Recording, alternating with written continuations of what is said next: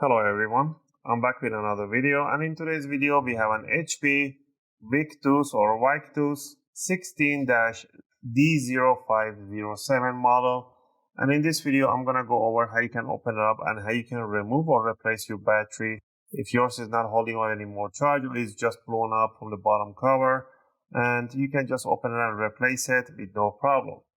I'm gonna go over the tools and how you can do this process. Really easy, it takes less than 5 minutes to do it at home. This applies for any HP Victus 16 series. Alright, first thing first, power off the laptop. Grab yourself a nice place to work, soft, even place. I'll put a workshop towel right there. You're gonna flip it upside down. You're gonna grab ourselves a screwdriver set. I'll be using an iFixit screwdriver set. If you get a basic set, you'll get a whole bunch of bits. You're gonna be using a Phillips number 0.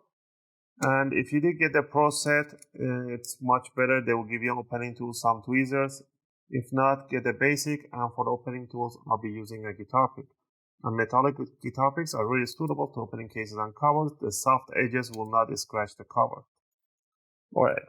Now, down here, we're going to see a whole bunch of screws. We're going to remove 4 screws on the front end of the laptop and 4 screws at the back end. Also, keep these screws in one pile as they are all the same size and height, so don't worry about mismatching them. If you guys like my videos, if you find my videos helpful and helping you guys out, you can support the channel by clicking the like and subscribe. I'll greatly appreciate it. It helps and motivates me to make more videos, take requests, and answer your questions in the comment area. I appreciate it.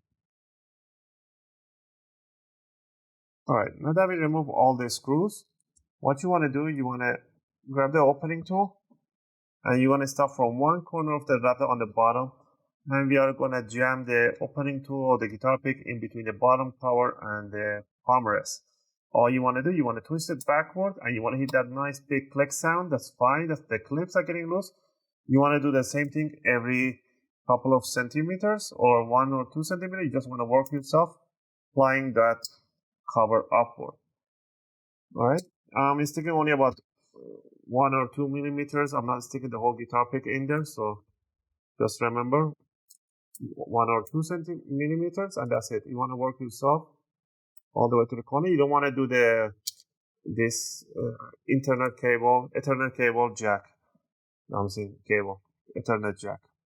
Once you do the left, you want to do the same thing on the right side. Work all the way to the corner. Once you have that one done, now you need to work on the back end. The back end, it is not kind of tricky, but not that tricky. Is the plastic black cover and the bottom cover right there. And then you want to do a little harder and you want to hear a bigger sound clip right in here. Once you did that, now you can put it down.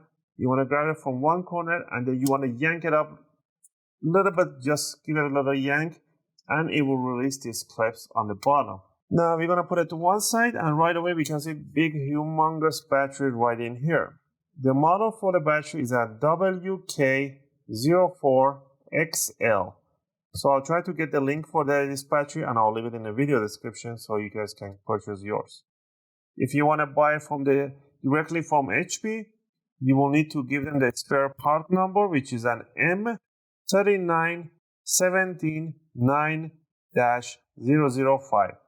That's the part number from HP website if you want to purchase from them, but you can get it from this other model too.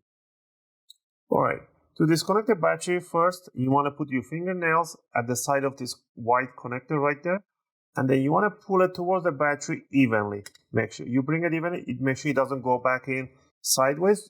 Pull it up, otherwise you're going to make it shorted down. Once you remove that one in, we're going to remove a whole bunch of screws. So there's the tiny arrows. You see this 1, 2, 3, 4, 5, 6 screws. Remove the 6 screws. Again, the screws are the same size and height, so don't worry about mismatching them. Once you remove them, just grab it from the cable and bring it up. Don't yank it too up. There's a tiny clips here. You can break it. Just you want to bring them up evenly. So once you put it here, just put your finger, just bring it up like that. but there's a tiny plastic that goes on the secondary screw hole right there.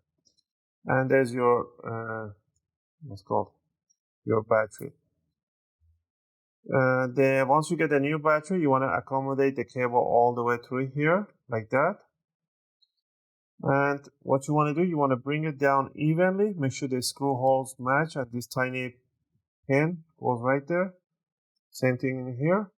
And then you want to accommodate this clip evenly inside the jack. Again, I'll always say evenly, make sure it goes in. If it goes in sideways, you are in a big trouble. It always goes in evenly. I hear lots of people always put it in sideways, and it shortens and makes a big, huge spark, and that's the game over. All right.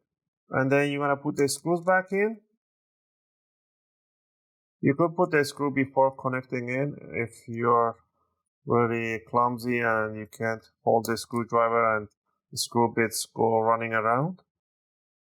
All right, once you put the screws on, all you need to do is to grab the bottom cover, bring it over, and you just want to press down the corner. Make sure you hear all those clicks on. Press in the middle, you hear those tiny clips in there.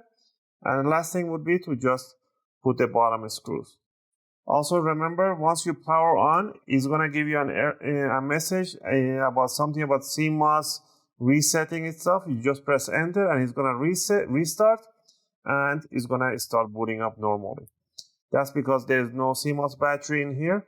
The CMOS battery takes the charge from the main battery. Alright, so I'm going to power it on after this. Let me finish up putting the screws so you guys can see what I'm talking about. Also, it's very important how you're going to charge the battery. When you put the battery in, I'll recommend you not to turn it on. Leave it off at least for 5 to 6 hours charging in an off mode. After that, you want to power it on without the charger. Let it discharge itself slowly down to 20-30%, and then you want to power it off. Again, leave it there for charging for at least 5 to 6 hours, and after that, you can use it the way you wish. That initial charge and discharge is really important for fresh batteries. Right, so I'm going to power it on, and I should get a message in here saying, again, the CMOS checksum invalid. CMOS will reset to default. Press enter to restart. So you press enter, and it will restart, and it will configure itself. So don't need to panic or do anything. So give it a few seconds, in 5 to 10 seconds, and it's going to start, and it's going to boot up. And that should be all. Again, I hope you guys like this video and helped you guys out. If you have any question or request, feel free to leave them in a video comment. I'll try to answer them as soon as I can. As always, thanks for watching, and I'll see you guys in my next video.